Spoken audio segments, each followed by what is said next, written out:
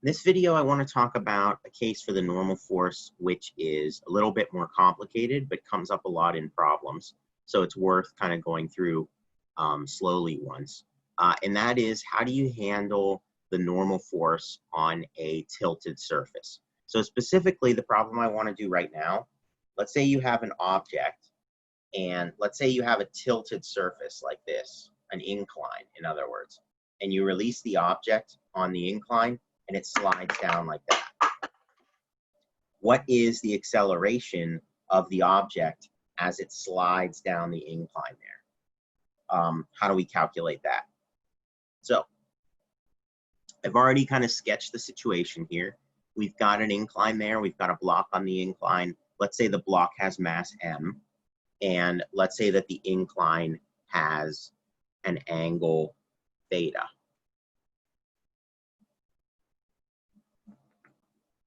Right? And this guy is m. What is the acceleration of the block as it slides down the incline? All right, so where do we begin? We go back to the F equals ma procedure as usual. Step 1 of the F equals ma procedure, draw a free body diagram. Okay, so I start thinking about forces. Now, as we start to develop a longer and longer list of different kinds of forces we know about, you'll have to go through that list and think, should I include that force in the problem? What's the list of forces for this problem? In this case here, we do have the gravitational force. That's what's causing the block to slide down. Notice, by the way, that the gravitational force does not care at all about the fact that it's on an incline. The gravitational force is always going to go straight down. And then we've got the normal force. Because this block is sitting on the incline is exerting a force on the block. And that force is perpendicular to the contact between the two things. So it's going to be up in a direction like that. Not exactly opposite of the gravitational force, but inclined, rotated a little bit off of that direction. So those are the only two forces acting on the object. The object's acceleration, of course, this is, by the way, as the problems get more complicated, one thing you're going to want to start doing is noting the direction or the assumed direction of the object's acceleration, so you can make sure that you get it right in the F equals ma equations as well. So you don't put that into the free body diagram, but I like to note it somewhere. So I also have in the back of my mind that the acceleration vector is like in this direction. I don't know the magnitude of it, that's what I'm trying to find, but I do know the direction of it, because if the direction of the acceleration was anything else, then the object would like be jumping off of the book or something like that. It's not, it's moving in a straight line along the book. So the fact that it's moving in a straight line, it's got to have an acceleration in that direction. Okay, anyways, what do I do next? This is a two-dimensional problem.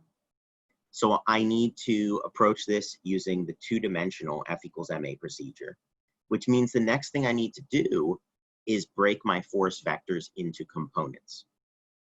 In this case, that's easier said than done, because I do have an angle theta down there in the incline. I'm not 100% sure where that angle theta actually appears in my free body diagram. I'm going to have to check the geometry on that one. And then furthermore, it's a little bit weird that the acceleration is also angled in some way. So there's a very standard trick that everyone uses on these inclined plane problems. And that is, when we introduced that whole two-dimensional procedure and everything like that, nobody ever said that the coordinate system, that the x direction and the y direction had to be perfectly horizontal and perfectly vertical. In this case, it's actually more useful if we pick a coordinate system that's tilted along with the incline. So if I pick like this as one of my directions of my coordinate system and this as the other direction, so like those are my x and y directions, those are my x and y axes, it actually makes the problem much easier. So we are going to use in this problem a rotated coordinate system. Now, personally, this is just my own personal preference. I get very confused when I use a rotated coordinate system like this, and I still call it X and Y. And I also get very confused trying to grade students' papers when people use a rotated coordinate system and still call it X and Y, because it's confusing of when you say X there, do you mean the rotated X that you defined, or are you being lazy and saying X as in what people normally mean by X? And it can be confusing of what exactly do you mean by different things. So when I use a rotated coordinate system for an incline like this, I personally like to call the direction parallel to the incline plane oops, not the tool I wanted. I call the direction parallel to the incline plane the parallel direction. So this is going to be the parallel direction, and I call the direction perpendicular to the inclined plane the perpendicular direction instead of X and Y. So I'm going to do that in this video and also my other videos whenever I have a inclined plane problem like this. I'll say parallel and perpendicular direction just to avoid any confusion with horizontal and vertical. Okay. Anyway, I want to solve the problem in this rotated coordinate system. So I'm going to have two columns on my paper, one for the parallel direction, one for the perpendicular direction, and I need to break all of my vectors into that coordinate system. So the normal force is quite obvious, right? The normal force is pointing in the perpendicular direction. I can see that already.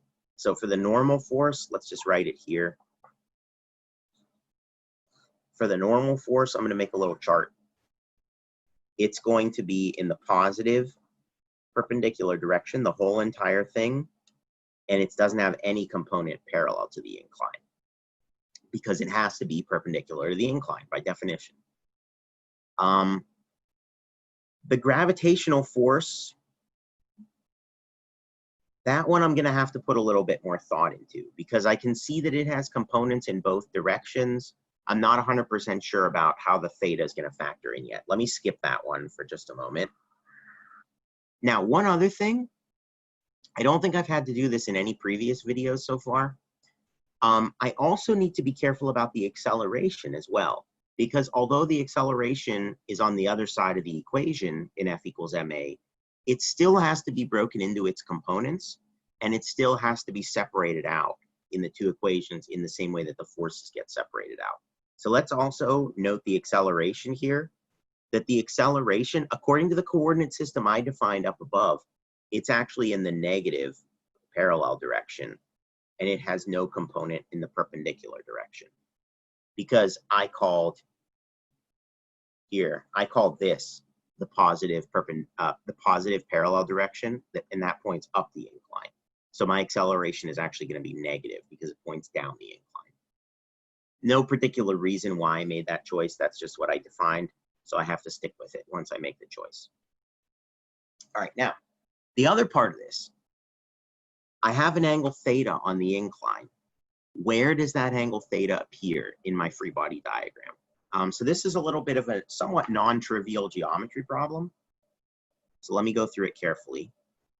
The first thing I want to do here is extend this line on the MG, extend that downwards so that it hits the triangle here. And I want you to notice, since MG is vertical, the MG vector is perpendicular to the horizontal side of the triangle. So as a result, I have a right triangle here with theta over there. So that means this angle up here, oops. So that means this angle up here is going to be 90 minus theta. Okay. And if this angle is 90 minus theta, it means this angle here is also 90 minus theta, because those are corresponding angles. This is a little hard to write this small. on the computer, but that's also 90 minus theta. And if that angle is 90 minus theta, it means that this angle here is theta, because these two guys are complementary to each other in the rotated coordinate system. If you want to see this in more detail, I actually worked this out in great detail in the geometry preliminary section of the lecture note packet. But the upshot of it, at the end of the day, let me just redraw the diagram because it's getting really cluttered there. There's my normal force.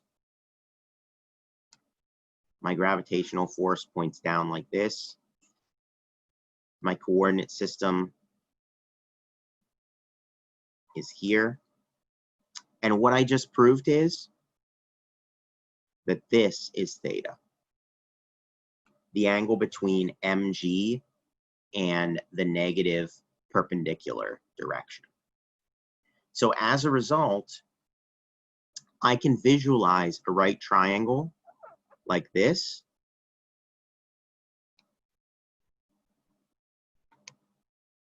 And the right angle is there.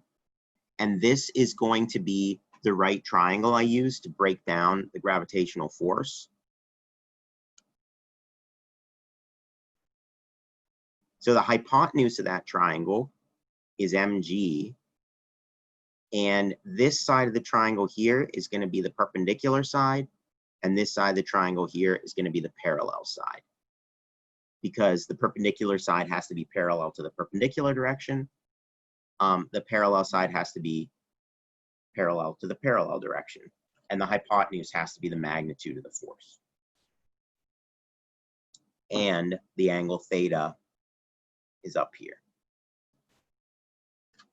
So if you can wrap your head around that, the rest is easy, because now I can go down to my chart here and I can see that the perpendicular direction is adjacent to theta and it's in the negative perpendicular direction. So this is going to be negative mg cosine theta. And the parallel direction is opposite of theta, and that's also in the negative direction. So this is going to be negative mg sine of theta.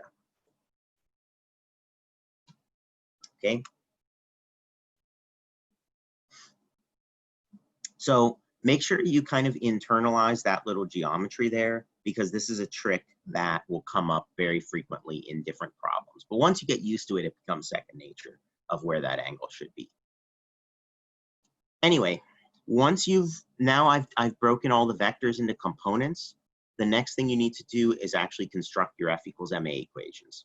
So in the parallel direction, I'm going to have 0 minus mg sine of theta equals, it's going to be negative ma, take note, and the negative sign there is coming from the negative sign in front of the acceleration here. So that negative sign is this negative sign. So there's the parallel direction, and from the parallel direction, you can actually see the mass still cancels out. So good news, our understanding of gravity is fine. The negative sign also cancels out. So we end up with A equals G times sine of theta. And there's my answer, actually, of how fast does the block slide down the ramp. It's going to slide down with an acceleration G sine of theta, where theta is the angle of the ramp. And then from the perpendicular direction, I'm going to have normal force minus mg cosine theta equals 0.